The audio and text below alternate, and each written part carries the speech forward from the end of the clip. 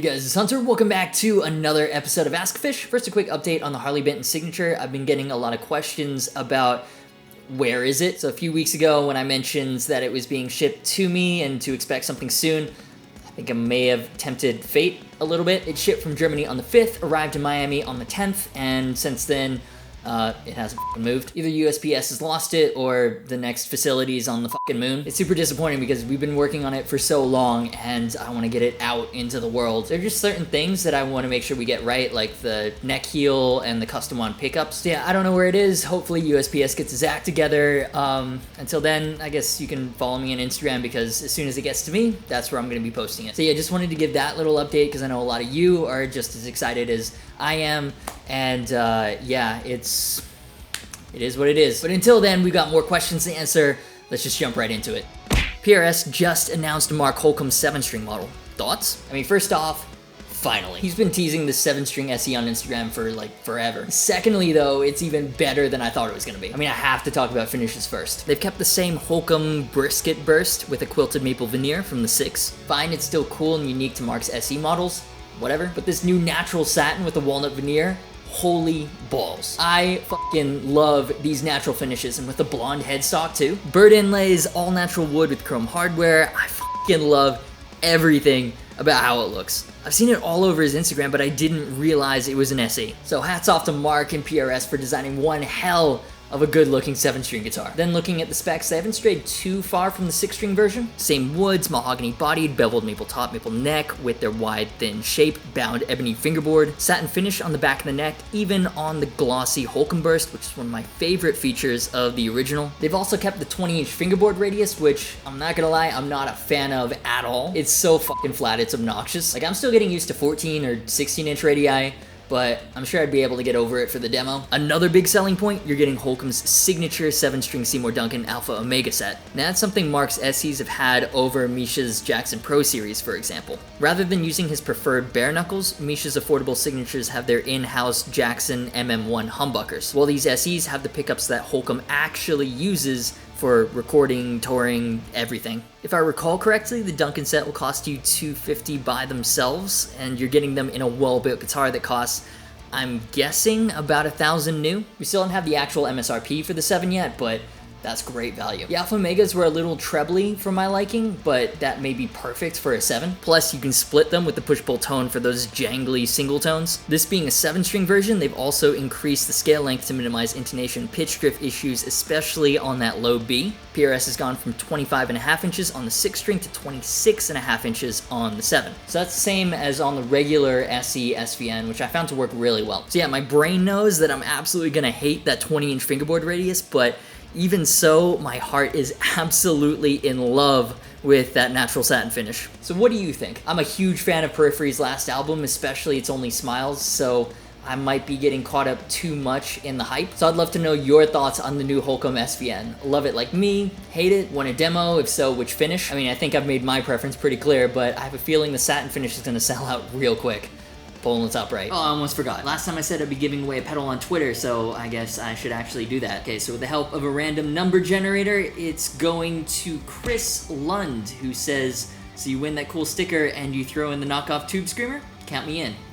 Well, I guess you can look at it that way. So congrats, Chris. Check your messages. I'll be sending you this pedal and arguably more importantly, this high integrity sticker. As everyone who missed out and is wondering how to get a sticker, I'm including one with every merch order. Currently planning out some new designs, but I do have some sizes of the old ones still in stock. So grab them while you can because I'm not sure if I'll be reissuing them, and you also get a high integrity sticker. All right, into the next question.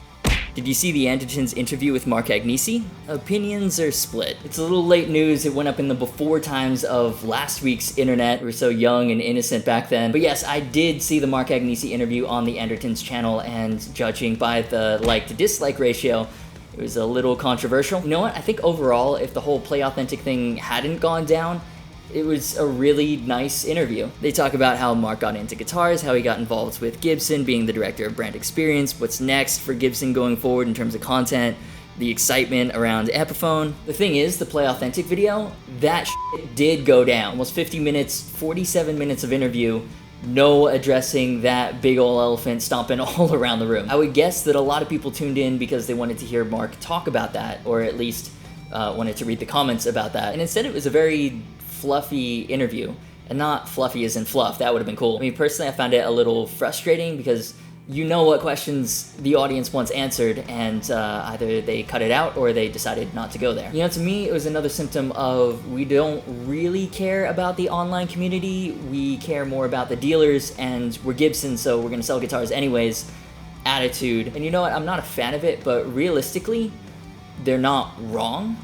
As in they're not incorrect, and I still love the guitars. Like, I've got a Les Paul Standard 50s gold top that you can see back there that I really like. I mean, it's just me being a sucker for all things Les Paul. But it's disappointing to see that upper management still either doesn't get or doesn't give a shit about proper PR in 2019. Anyways, that's just what I got out of that. What was your takeaway? All right, before we get into the next question, I want to give a shout out to today's sponsor. If you've been watching my videos last couple weeks, you already know, it's D'Addario, one of the most reputable names in the string game. They've been amazing with keeping me alive to create new content. They've got a new series of extended life string out called the XTs, which are super awesome. They feature high quality steel wire and D'Addario's thinnest and most durable coating ever. The XT 9-42s is what I've been using, and they feel just like normal high quality strings. If they hadn't told me they were coated beforehand, I doubt I would have noticed from just the feel. Actually, I'm practically sure that I wouldn't have. In addition to the electric sets, there's also acoustic, classical, bass, mandolin, and even banjo sets. Link to more information in the description, as well as to Sweetwater Toman if you want to try them out, which I highly recommend you do because I think you'll love them. And besides just the strings, D'Addario has been amazing supporting content on this channel, as well as in the overall guitar community. And from a brand of that size and that reputation, that's really awesome to see.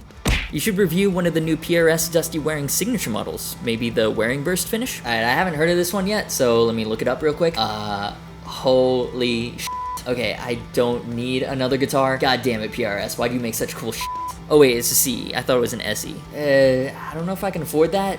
Let's talk about it anyways. Okay, so Dustie Waring is one half of the two-man guitar team in Between the Buried and Me, and alongside Holcomb's SVN, they've announced a brand new CE signature. Now, the CEs are American-made PRS guitars made in the same US Maryland facility as the super high-end stuff, but they've got bolt-on construction instead of set necks, so they're slightly more affordable.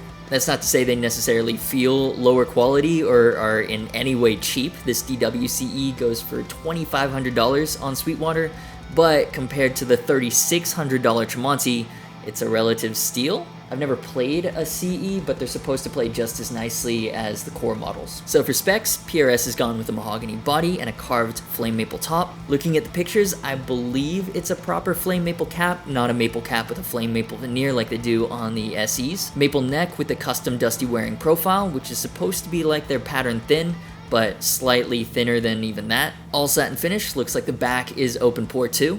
Nice. Maple fingerboard with 24 frets, fucking love it, especially with the Blackbird inlays. Floyd Rose 1000 tremolo. It's funny, that's the same one on the like $300 Harley Benton Fusions. It comes in 5 different finishes: Waring Burst, Gray Black, Blacktop, Burnt Amber Smoke Burst, and the incredibly noteworthy Faded Blue Smoke Burst. And then Mojatone DW Tomahawk pickups. It's funny, when it comes to pickups, I feel like I found what I like and then just stuck with it. Like, I've been using the Fishman and Buddha stuff in my own guitars forever, and I haven't really strayed from it. These Mojatones look super interesting though. Something that's super popular in quote-unquote modern humbucker sets is a ceramic-powered humbucker in the bridge. Ceramics generally sound colder and more cutting in a good way. It's great for crunchy, well-defined, high-gain rhythm tones, and then that's generally paired with an Alnico powered humbucker in the neck for warmer leads and cleans. Occasionally, like in the bridge pickup of Misha Mansour's Juggernaut set, you'll get a blend of ceramic and Alnico magnets in the same pickup to try to capture the best qualities of both types, but I've never seen it where there's a ceramic Alnico blend in both humbuckers in the same set. Like, pickups are really old technology. I feel like magnet blends are one of the final frontiers to explore when it comes to traditional magnetic pickups. So yeah, I guess the point is these are super interesting to me. Actually, now that I think about it, didn't they release this guitar like 2 years ago? Oh, they did. NAMM 2018, just different finishes and the bird outlines instead of the filled in blackbirds, I guess. If there are more differences that I'm missing,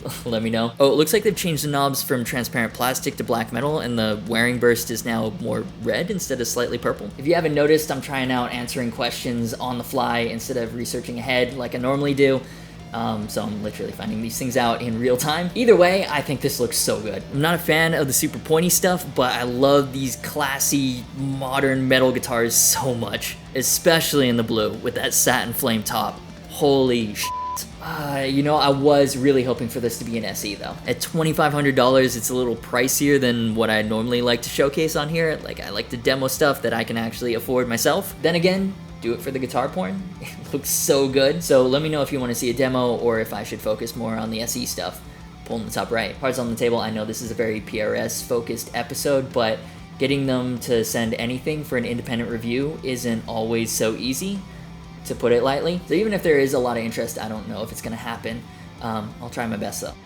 Hey man, love your vids. Was wondering what strap you're using while demoing the Dave Rude V. I like how thick it was. Keep up the good work. Thanks man. So the strap that I was using is this one. It's custom made from a company called Well Hung. And they actually specialize in this type of thing. Extra wide, ultra padded. The extra wide stuff is great for your shoulder because it spreads the pressure out. Yeah, check them out. They sell in Reverb. I'll have a link in the description. I'm glad you noticed it on the Dave Rude V video. For whatever reason, that video didn't do very well. I don't know if there wasn't that much interest in the guitar or the format's getting stale. But the main riff in the demo track I think is really cool. It's one that was written back in like middle school and I finally found use for it. But yeah, if you haven't seen that video already, check it out. It's a really interesting V and worked really hard on it.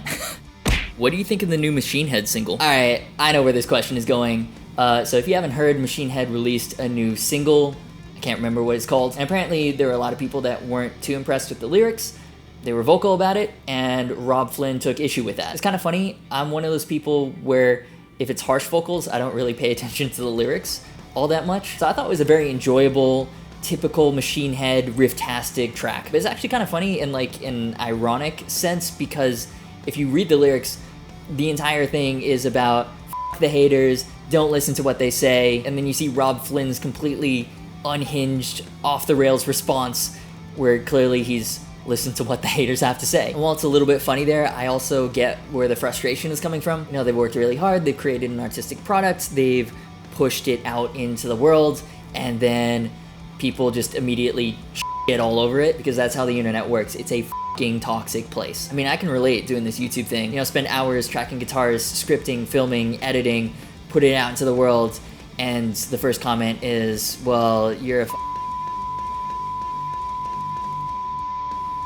It's like, well, that's not very nice, dude. I worked really hard on this. So it's tough with the internet being as toxic as it is, but I don't think he handled himself particularly well. Like, for some reason, he also, like, dragged Dope into this. Like, I don't even know how this came up. For some reason, Robb asked who the f even listens to Dope, and the Dope frontman responded with, well, we have got more monthly Spotify listeners than you do. So, yeah, you got f***ing wrecked there. Anyways, to answer your question, new Machine Head single, musically, I enjoyed it, but I'm way more into the new Alter Bridge album. Wouldn't You Rather, Godspeed, and The Bitter End, you should definitely check out. And speaking of toxic internet, it's now time for the high praise of the week.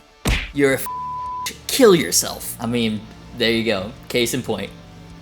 And that'll do it for this week's episode of Ask-A-Fish. If you enjoyed the video, do me a favor and hit the like button. Leave your thoughts and your comments down below. Subscribe and hit the notification bell if you haven't already. That way YouTube lets you know when I upload new content. If you want to support me directly, link to the Patreon community is in the description, as well as links to merch and the Discord server. That's where I'm trying to be more active on that. But as always, thanks so much for watching. You've been awesome, and I'll see you for the next video.